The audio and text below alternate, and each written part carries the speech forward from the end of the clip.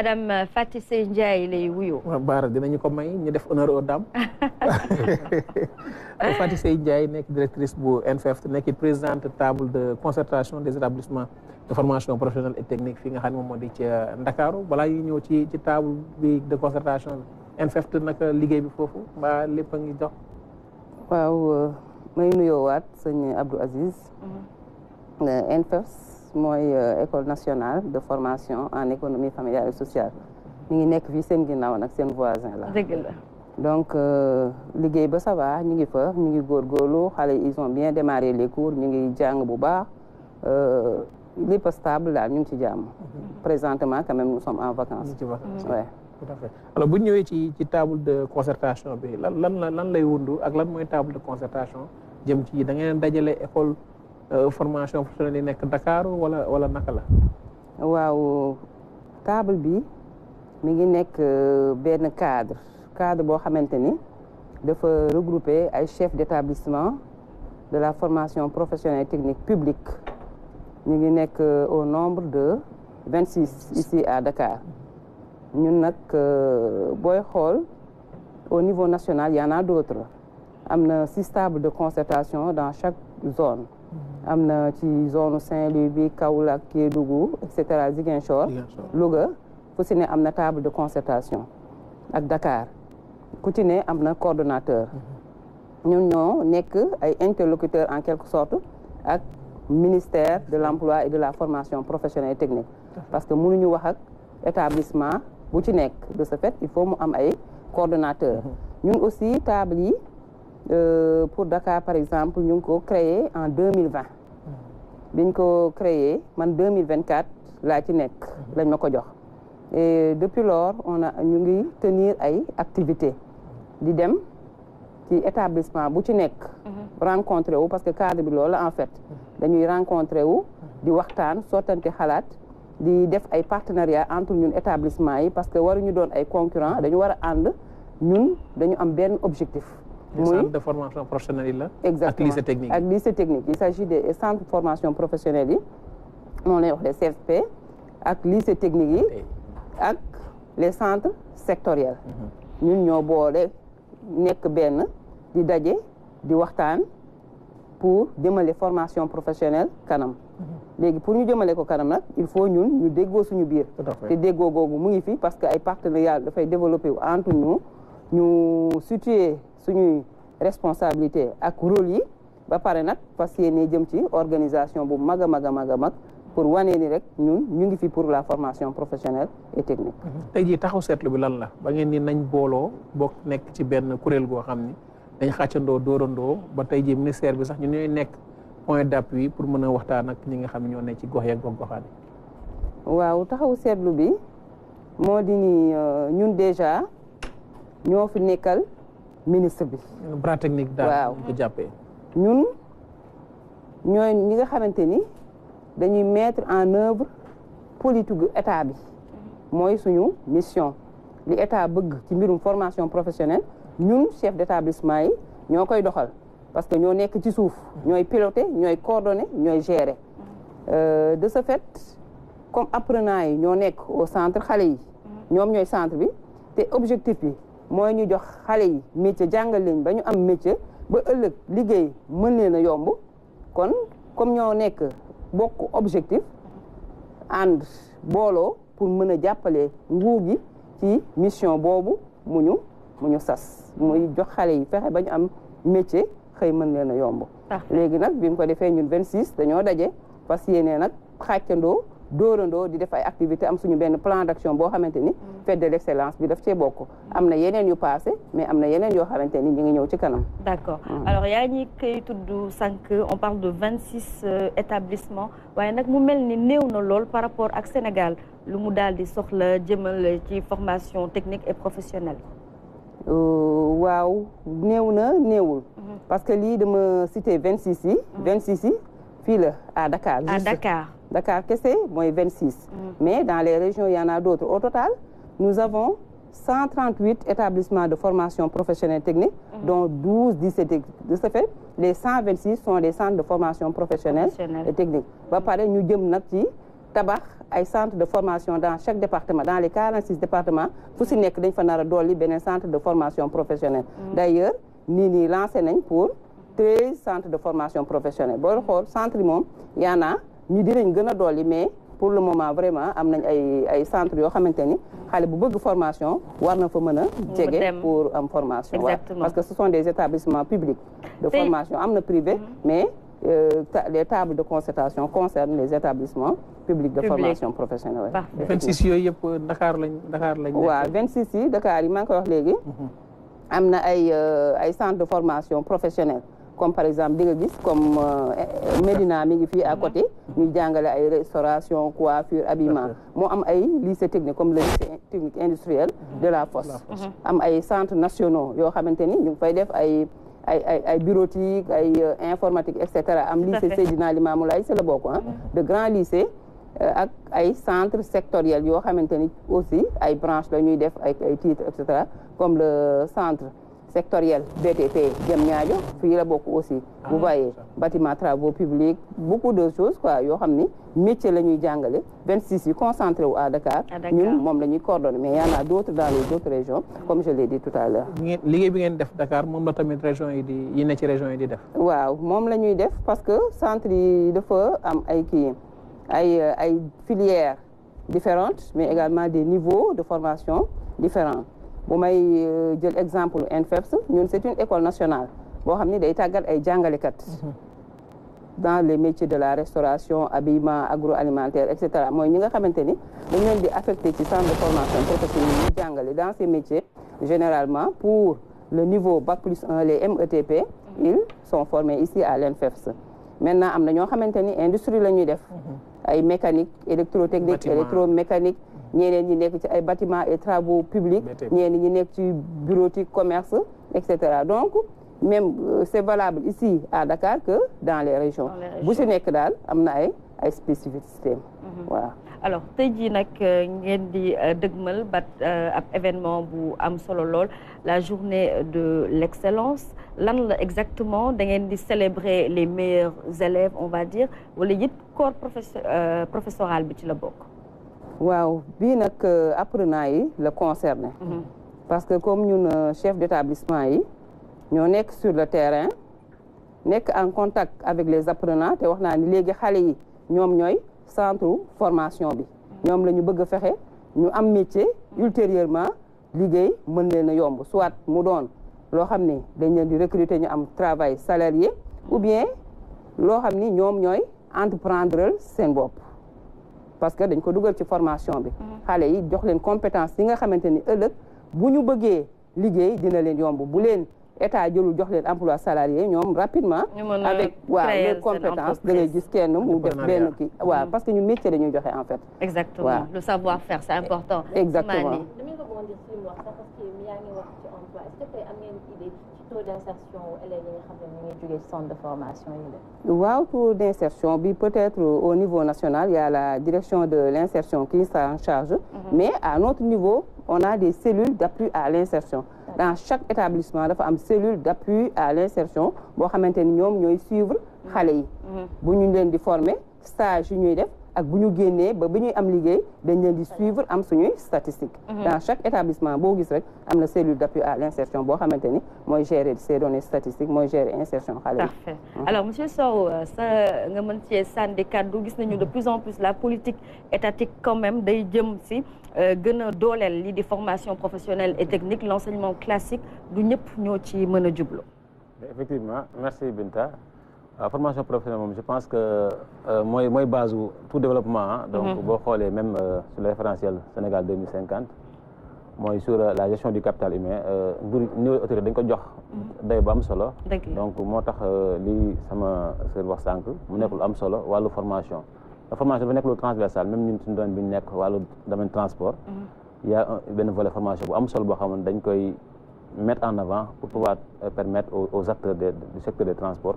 ñu mën a am formation bu mucc ayib donc pour dire que en fait la formation c'est la base de tout développement. Tout à fait. Et un pays ne peut se développer sans avoir des ressources humaines de qualité. C'est ça. Cela passe inéluctablement par la formation. xaw rek ñu tàggat ndaw ñi Aziz. waaw bu ñu ñëwee ci li nga xam ne mooy di journée de l'excellence boobu lan mooy sabablu bi ak tamit ci buñ ci jëm ñu ngi jëm suba ci Grand Théâtre ba xam 26 yëpp yi ngeen wax ci ñu bokk ci table de concertation ñoom ñoo ci teew ak naka la tànneef bi demee dañu war a primer les meilleurs. waaw ñu ngi concerné fête bi ñu jëm suba muy talaata 30 décembre au Grand Théâtre établissement de Dakar yi ñëpp ñoo ko bokk. mooy les 26 établissements même ku ci am empêchement ñëwoo yow di nga ut ku la représenté pour nga bokk ci. et d'ailleurs sur ce plan aussi maa ngi ciy remercier ministère bi moo nga xam ne ministre bi mooy suñu parrain le ministre Amadou Moustapha Ndiaye Sarré depuis lors service am yi ñu ngi di travailler ak ñun te bëgg fexe pour ñu impliquer tous les établissements ba tax na ni vraiment établissement yëpp a ci bokk même ku ci am empêchement du ñàkk di nga ut kenn koo xamante ni te lay représenté léegi journée bi li koy wundu mooy maa ngi ko doon wax léegi ñun ñoo nekk ak xale yi xam leen waaw xam leen bu baax a baax léegi nag biñ demee ba yàgg ñu ne ñun de suñu feuille de route bi war nañ cee dugal nag cérémonie boo xamante ni dañuy valoriser xale yi d'abord parce que mérité nañ ñu valoriser leen xale yi formation professionnelle dañuy génn ak compétence ak xarañte dañ leen di jàngalee par approche par les compétences mooy da ngay mën nañ la wax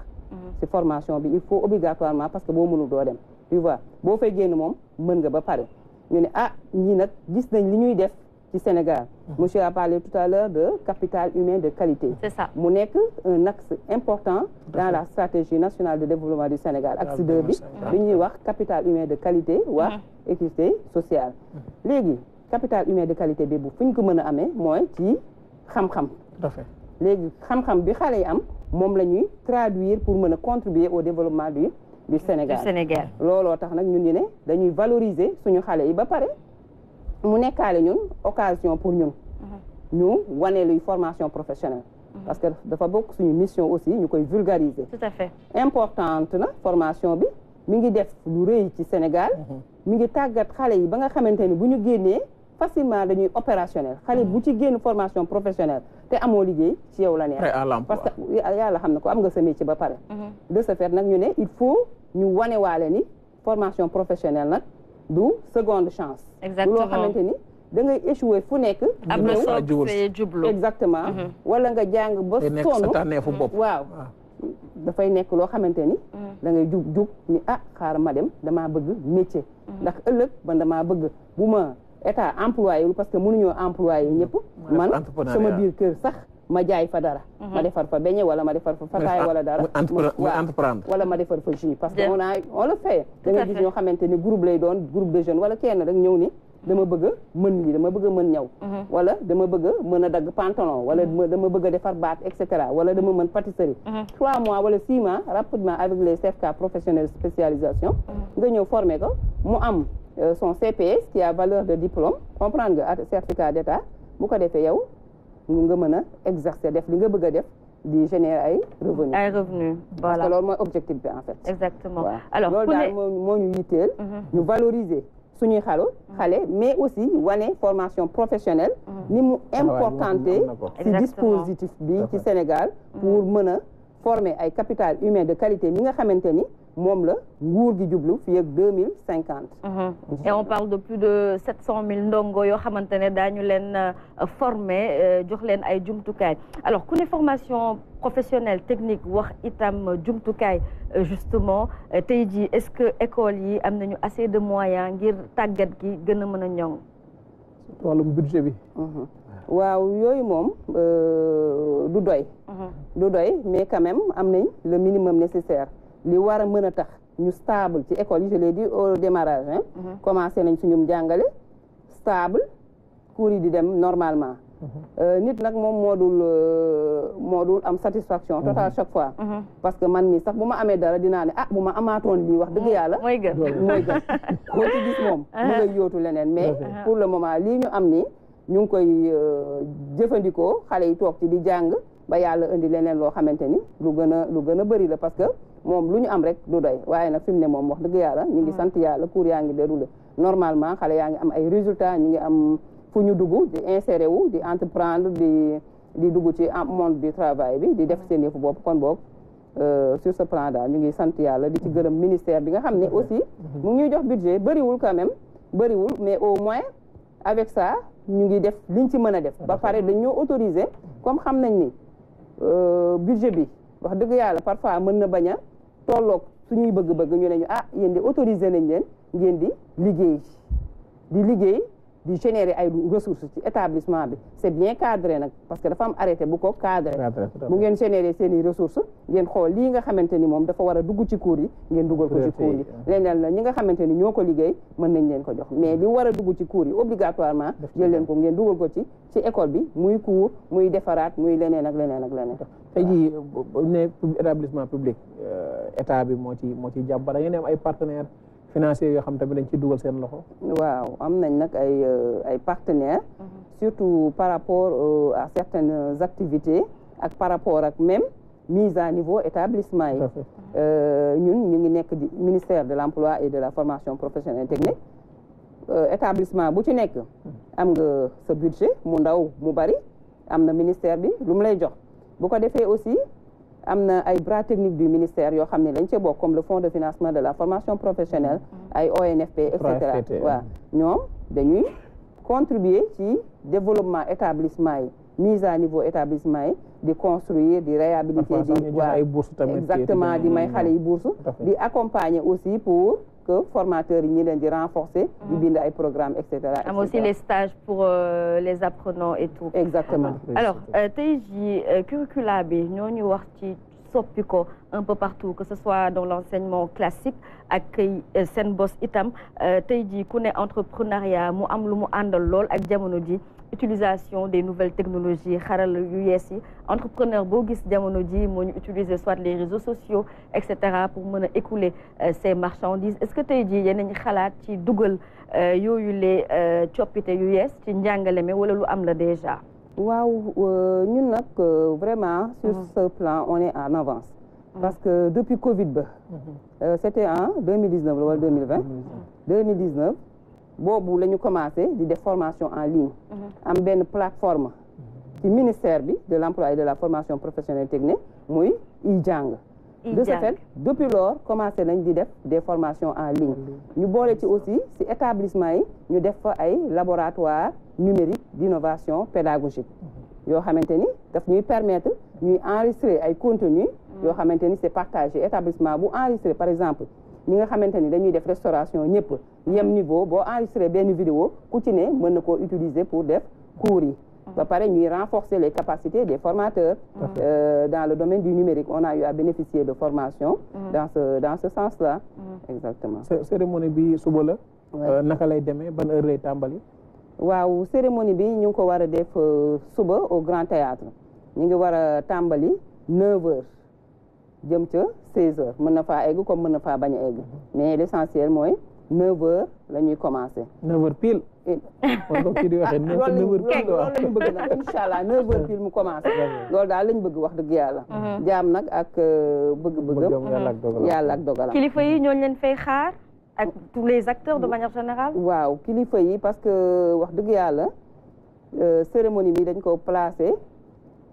sous la présidence ou bien le parrainage. du ministre de notre ministre muy Amadou Moustapha Ndiaye Séré boole ci aussi monsieur Amadou Ba ministre de la culture de l'artisanat et du tourisme pourquoi parce que ci table bi daf ci am benn établissement boo xamante ni ci ministère am la bokk muy le CFA CFA dafa nekk ñun depuis le début nekk ci au cœur ba pare nekk waaw léegi nag moom it ba léegi mi ngi ak ñun moo tax nag ñu boole ci ministre am pour moom tamit wax dëgg fa yàlla mu ñëw taaral bis bi ñu leen di remercier bu baax di remercier particulièrement nag suñu ministre bi nga xamante ni bañ ko waxee ignoré wuñu rapidement daf ñoo woo jël ñu audience dajale service am yëpp tous les directeurs ñu ñëw waxtaan mu porté ko accepté parrainage boobu ba pare nekk di ko suivre nag depuis lors ñu ngi suivre muy samedi muy dimanche ñu ngi xool nu ñu mën a fexee rek ba affaire bi baax ñu koy gërëm bu baax ci intérêt bu mu porté ci formation professionnelle ak ouverture bi mu ubbeeku si ñun jaboote ñu ñun ñëpp ba nga xamante ni accès bi day yomb tëjuwul wax dëgg fa yàlla lépp lu ñu bëgg suba ba ngoon boo ko soxlaa dina la wuyu téléphone boo ko bëggee gis dina la rencontrer orienté la ngeen avancé leen loolu moom yombul ñu ngi koy gërëm bu baax di gërëm tous ces services vraiment waaw mu doon lu am solo alors suñu delluwaatee rapidement ci ñi nga xamante ne ñooy doon les lauréats ci yan critères ngeen basé wu pour mën a tànn yooyu le ndongo waaw ndongo yi dafa am ay catégories quand même parce que daf ci am ñoo xamante ni dañoo génn ba pare am ñoo xam ni en cours de formation maintenant dañ ni déjà critères yu njëkk yi mooy xale yi nga xamante ni am nañ moyenne yu baax moyenne générale yoo xamante ni dafa baax ils se sont distingués quand même des autres jugeti foofu ñëw ni xale yi nga xamante ni dañuy assidu du ñuy absenté lu bari. mën nañu Babacar ñi nga daal di def école bi sa ñeex. mu ngoog am na ñoo xam dañ naan lii daal amul solo. heure bu leen neex la ñuy xëy heure bu leen neex la ñuy wàcc. comprendre nga wala ñu bañ a ñëw. mooy absentéisme boobu. critères yi loolu bokk na ci. ba pare bokk ci assiduité. xale boo xamante ni buñ la nee 8 heures ngay dugg bu 8 heures jotee. nga ñëw waaye buñ la nee 8 heures. ngay dugg nga bàyyi ba 9 heures wala 10 heures nga ñëw. ñooñu dañ leen di exclure d'office ñi nga xamante ni rek ce sont des références exemples mu leer la ni booy def conseil de classe ñii moom ce sont des apprenants à distinguer critères yooyu la ñu jël mu am ci ñoo xam dañu nekk en cours de formation am si ñoo xamante ni dañoo pare seen formation comme daaw lañ fi nekkoon mais gis nañu peut-être defuñu ko woon mais xale yi ils méritent quand même d'être distingués parce que ils ont été exemplaires en cours de formation ñu ne ñooñu tamit dañ leen di remettre seen i diplôme yooyu ay diplôme d'état la d'état ñi nga xamante ni ñu ngi en cours de formation ñi ci ëpp dañ leen jox ay diplôme d'honneur maintenant ñi nga xamante ni génnoon nañ quand même ñoom dañ leen di profito joxe diplôme d'état et là ñu ciy gërëm bu baax a baax la direction des examens concours professionnels et certification le directeur